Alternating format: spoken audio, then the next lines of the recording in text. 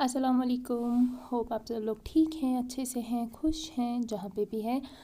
आज मैं आपको सिखाऊंगी कि एलिमेंट को कैसे बनाते हैं। बेसिकली मैंने इसके बहुत सारे वीडियोस अपलोड किए हैं, बट फिर भी आप लोग रिक्वेस्ट करते रहते हैं कि मैम दिखाइए दिखाइए। तो ये नेक का पैटर्न है जो कि पूरा एलिमेंट से भरा हुआ है। अगर आपके पास इस तरह का कोई पैटर्न है जो एक दूसरे से लिंक है, जिसमें सिर्फ एलिमेंट्स बने हैं, तो आप इसको बना सकते हैं। ये वैसे बड़ा वाला एलिमेंट है जिसको बनाने के लिए आपको थोड़ा सा पेशेंस रखना होगा। और यहाँ से देखिए, जिस तरह से मैंने अंदर से इसकी गैप्स को फिल किया है, अंदर से दूसरा लीफ लिया है, सेम टू सेम अगर आपके पास इस तरह का डिज़ाइन है तो उस पर भी आपको इसी तरह से काम करना है। यहाँ पे सबसे पहले हमें जो पोर्शन है वो बाहर का कंप्लीट करना है, और उसके बाद फिर अंदर आपको एक लाइन दिख रही होगी, वो भी एक एलिमेंट ही है।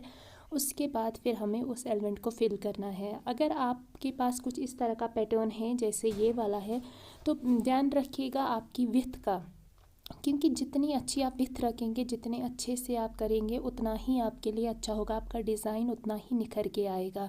यहाँ पे आपको ध्यान रखना है कि जैसे कि नीचे लीव्स बने हैं, पहले जो भी चीज़ आपके नेक वाले पैटर्न में इंटरलिंक्ड है, यानी कि जो चीज़ जहाँ से निकल रही है, आपको पहले उसे कंप्लीट करना है। उसके बाद फिर आपका जो भी डिज़ाइन है उसको बनाना है, क्योंकि अगर आप पहले एलिमेंट बनाएंगे फिर बाहर की चीज़ें बनाएंगे तो जो गैप है, जो विड्थ है, वो नहीं रहेगी। तो इसीलिए जो इस तरह के नेक के डिज़ाइंस होते हैं जो दोनों साइड से सेम सेम होते हैं, वो हम नीचे स्टार्ट करते हैं, यानी कि सेंटर से। जैसे कि मैंने इसको सेंटर से स्टार्ट किया था, उसके बाद मैंने अब इसका एक साइड किया, उसके बाद फिर मैं जब ये ख़त्म करूँगी तो दूसरा वाला साइड इसका करूँगी।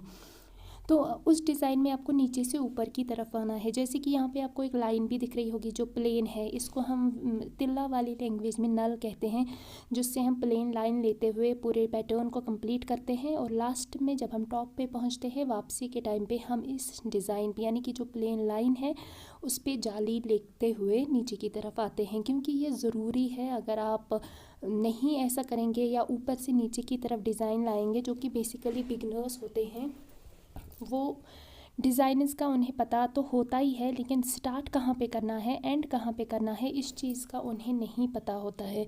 तो हमेशा ध्यान रखिएगा, अगर आपका डिज़ाइन इस तरह से है जो दोनों तरफ से सेम है, तो उससे आपको नीचे सेंटर से स्टार्ट करना है। अगर आप बिगनर हैं तो पहले डिज़ाइन को आप नीचे रखिए, पहले ध्यान से देखिए उसे कि हम कहाँ से क्या चीज़ बना सकते हैं। जब आपको पूरा डिज़ाइन समझ में आएगा, उसके बाद फिर आप उसको स्टार्ट कीजिए। यहाँ पे आपको ध्यान रखना है विड्थ का, और आपको ध्यान रखना है जाली का। जैसे कि मेरी जाली आपको दिख रहा होगा वीडियो में कि कितनी टाइट टाइट आ रही है, आपको भी इसका ध्यान रखना है कि आपकी जाली जो है वो खुली खुली नहीं होनी चाहिए, वो टाइट आनी चाहिए, और जालियों के बीच में गैप नहीं होना चाहिए। प्लस आपको जाली जो है वो बहुत बड़ी जाली नहीं डालनी है, क्योंकि अगर आप जाली बहुत बड़ी डालेंगे तो आपका डिज़ाइन जो है वो बिल्कुल भी अच्छा नहीं दिखेगा। जो कि मैं हमेशा ही बोलती हूँ कि प्रैक्टिस पहले बहुत अच्छे से कीजिए, उसके बाद फिर इजी इजी पैटर्न्स या इजी इजी डिज़ाइनस कीजिए। देन आप चाहें तो बड़े वाले डिज़ाइनस ईज़िली कर सकते हैं।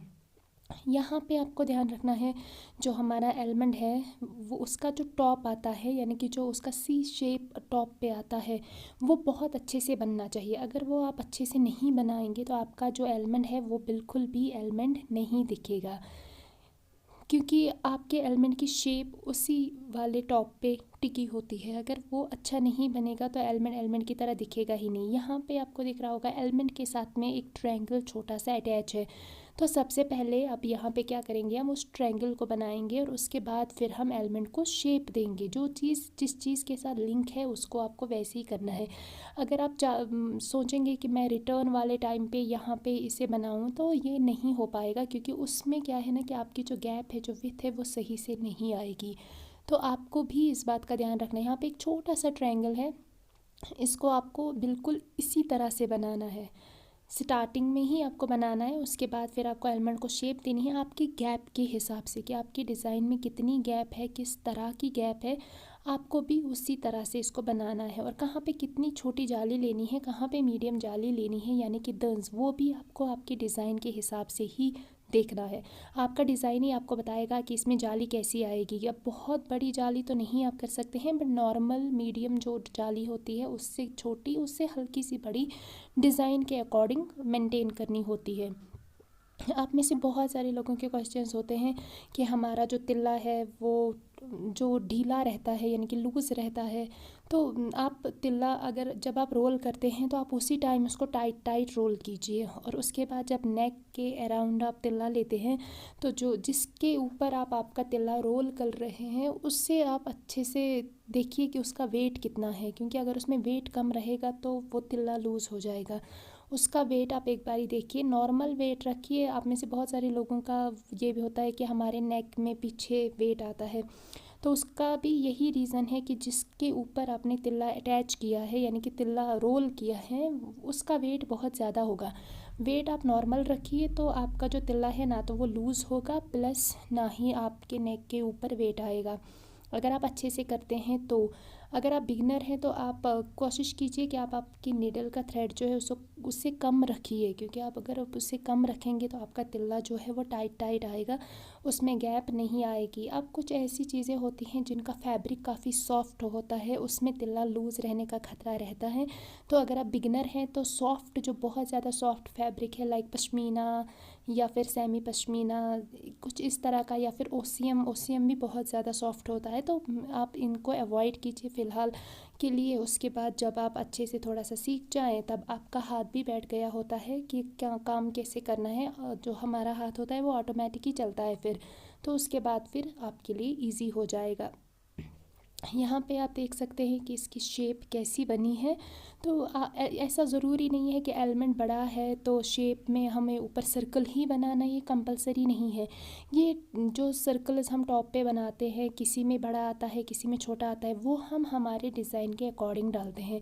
हमारा डिज़ाइन कितना हैवी है, हमारे डिज़ाइन का लुक किस चीज़ से कितना ज़्यादा खूबसूरत आएगा, आपको उस हिसाब से आपके एलिमेंट का जो शेप है उसे देना है। यहाँ पे मेरे पास उतना ज़्यादा वो नहीं था, और अगर मैं यहाँ पे इसको सर्कल देती टॉप पे तो बिल्कुल भी अच्छा नहीं लगता, इसलिए मैंने इसको इस तरह से मोड़ा है। तो अगर आपके पास इस तरह का डिज़ाइन है तो आप कोशिश कीजिएगा कि जो पहले देखिएगा समझिएगा कि आपका डिज़ाइन जो है उसकी नीड क्या है, उसमें कौन सी चीज़ अच्छी लगे, सर्कल अच्छा लगेगा, ऐसे अच्छा लगेगा, वैसे ही आप कीजिएगा। और जालियों का हमेशा ध्यान रखिएगा, ये एलिमेंट का जो शेप होता है वही उसका जो मेन आप कह सकते हैं ना वही होता है। अगर आप एलिमेंट को सही से शेप नहीं देंगे, एक दूसरे के बीच में आप विथ नहीं छोड़ेंगे, तो आपका जो एलिमेंट का डिज़ाइन है वो बिल्कुल भी अच्छा नहीं लगेगा।